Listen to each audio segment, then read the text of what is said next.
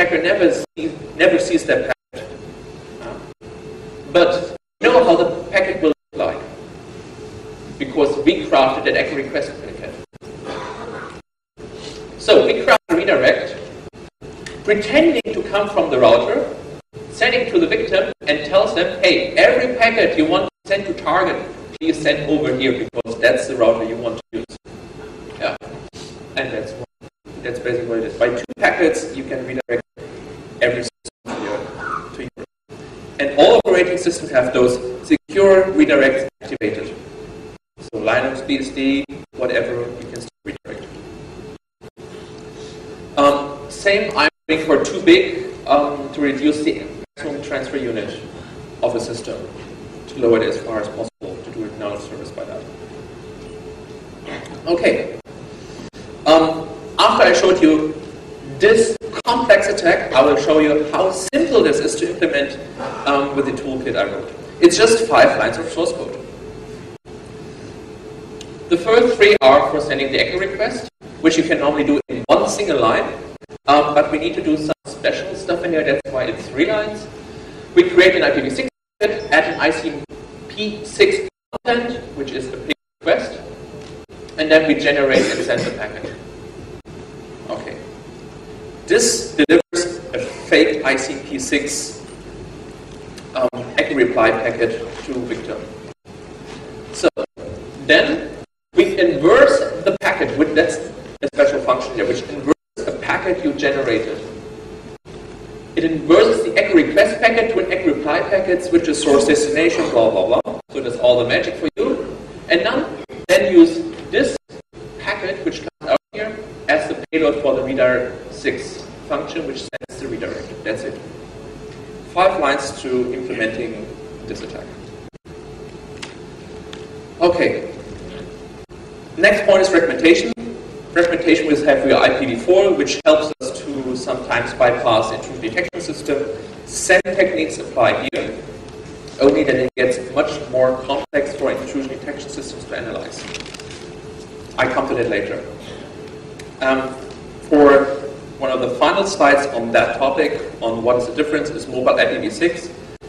This is a new feature, which is not in IPv4. Mobile means you take your laptop from this mobile wireless LAN web network we have here, put it to the local wire network of the hotel, then go down, take a train, put your mobile phone to it, and via GPRS, UMTS, whatever, you go there on the network, and you always have the same IP address. All your connection are kept alive. That's what's cool. That's why your IP address is mobile, wherever you go to. That's a pretty cool feature, in my opinion. It requires, by standard, only be used with IPsec. So, I really looked at the protocol, what can go wrong, what would be a problematic, and it's very well designed. It's very easy, very simple, which is good for security, and I didn't find lots of stuff. I didn't find real stuff in there. And they require IPsec for all the authentication.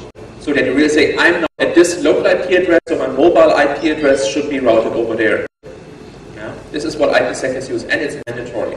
However, what I saw was that all tools which implement mobile IPv6, they all have the ability to turn it off or make it optional. This is done. There's another tool called fake mobile IPv6, which will route a mobile IP version 6 address to your local address, wherever you are. Steal that IP address from that moving victim. Yeah. By default, it should not work, but you can never know. Try it. Then we have dual stack attack, which will be interesting for you, because that's something you can play here at the conference with and have fun with others. If you have an internet which routes both IPv4 and IPv6, and you have a firewall blocking, let's say, a telnet port on this old whatever Linux machine, blah, blah, blah. You have to know that IPv6 uses a different stack. Different stack means different access lists, different firewall filter rules. So if you have a Linux box, for example, and you use IP tables to really fine-grain your filter list for IPv4, IPv6 is by default open. If you don't define filters on IPv6, there are none. You can just port scan the guy. All ports are open, no filtering. So, you have to be aware to always filter both IPv4 and IPv6. So what can you do here? So you can have fun and play around with. Most Linux and BSD systems now have IPv6 automatically enabled. Okay. My current status is that with Windows Vista it will also be enabled, but that's something I think is not really decided. Is Microsoft here? Does it seem so? Okay. No updated answer on that one. So I would assume it's a yes, that it will be enabled. But there is no drop policy for IPv6 by default. If you're using something, for example, like SUSE Linux, you use the SUSE firewall, the script which automatically does the magic behind all that to do stuff, they do the IPv6 protection, yes. But if you think I'm more clever than any of those developers, I do my own filter list because I know things better, you will miss IPv6. So, problem is that most OSs do not allow TCP/UDP connections to the link local address. The link local address is the IP address of your local network card. And this is an address which never changes. It belongs to your network card, and that is, wherever you go, it's always, it's one of the many IP addresses you usually have. But they don't usually allow communication to it. The kernel allows that, only from your local interface. However, we can use the fake router to tell everybody on the local network to please assign himself an IPv6, a real IP address. So, one which you could use to connect to the system. Then we have another tool which is detect new IPv6, and this tells you, oh, there's a new system coming up, detected by duplicate address detection check. And you can combine that with a tool to automatically start on new IP addresses. So all you have to do is on a local network, the fake router server, start the detect new IP6 with the tech tool directly combined. Yeah, and then everybody who has IPv6 enabled is automatically scanned. And could be automatically owned if you combine nmap with Metascopy. There you go. So this is stuff you can try here. As I told you, lots of systems have out-of-the-box IPv6 enabled. Try it out.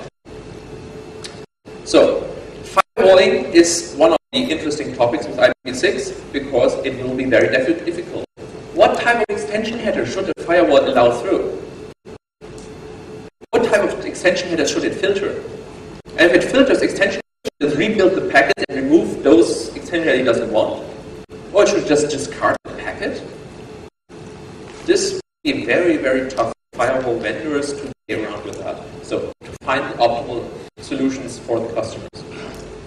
And then still you have stuff like, depending on the order of extension headers, the outcome can be very, very different. I will get to that later. So, this will be a big problem. I have to speed up a little bit. I only have 5 minutes left. When you think about implementation vulnerabilities, you think it's an easy product, nothing can go wrong. As it's simple, what could probably go wrong? And when we look, what are the vulnerabilities until April, so nearly half a year ago, what were the vulnerabilities which were found there? Okay, Python, who cares? Who uses Python anywhere? FreeBSD, Juniper, Apache, XM, Cisco, Linux, Microsoft. Surprise here.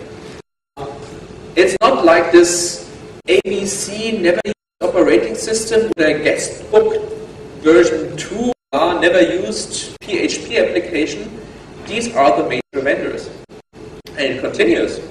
Microsoft, ooh, you see a pattern here. Here's a real SGI, Apache, Sun, any BSD, Cisco, yeah, they're also in there. HP, HQX, Linux. They're not, same. This is from April. You see lots of bugs. It should be so simple to implement. And It's not simple.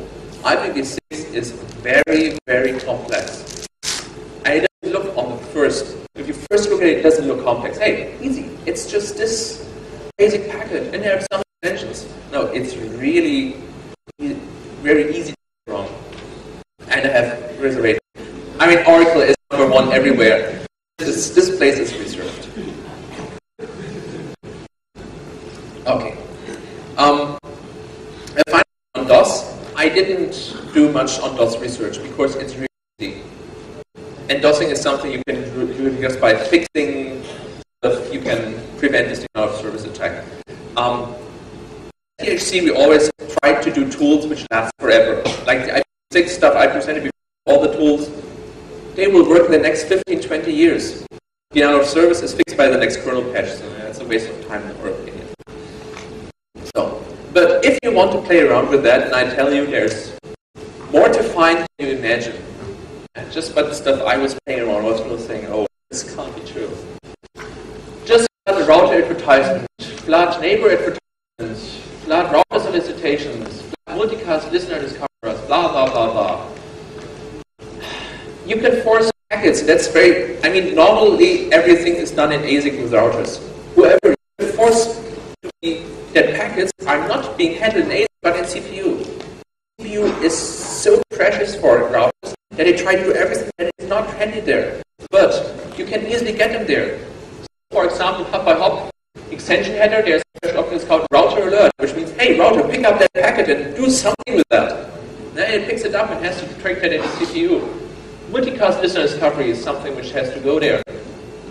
Everything which has more than 2 extension headers because then it's larger, and it puts the normal ASIC buffer, so it has to be copied in CPU to be analyzed. Yeah, do this with 1,000 packets per second, and every router is gone.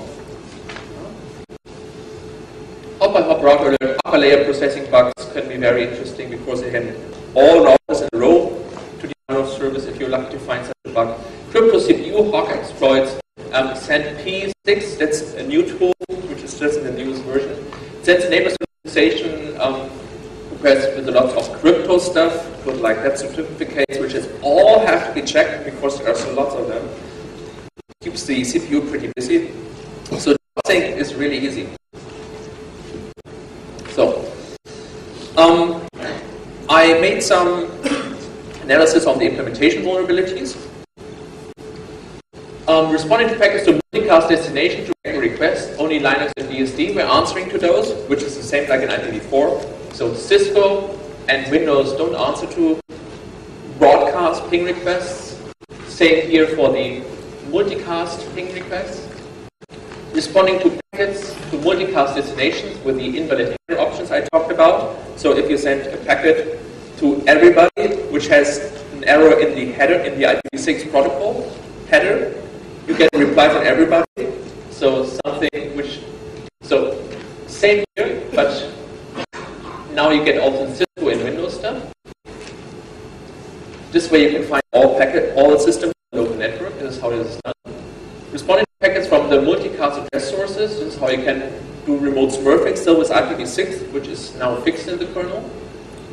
Routing header to multicast addresses. They were not doing this thingy, sadly. Fragmentation following routing header is very interesting. On Cisco and all routers, you can say no IP source route, and IPv4 source routing is not allowed on the router. If there is some packet going through and has source routing enabled, the packet is just dropped. That's it. But if you have IPv6 and you first put a fragmentation there, and after the fragmentation, after the defragmentation, ooh, there's a routing header afterwards, those mechanisms work. So this is why on the internet we will see source routing again. And there's no way the routers in between can handle that. And one-shot fragmentation also works with everybody. It's a one-shot fragmentation. Last one, which mentioned that we found the nice vulnerabilities in Windows Vista, which are fixed now. Yeah. And if you have any questions, I think time is up. You can just come over to me. And the newest version is just downloadable by this link. It's not on the web page yet. Okay, thank you.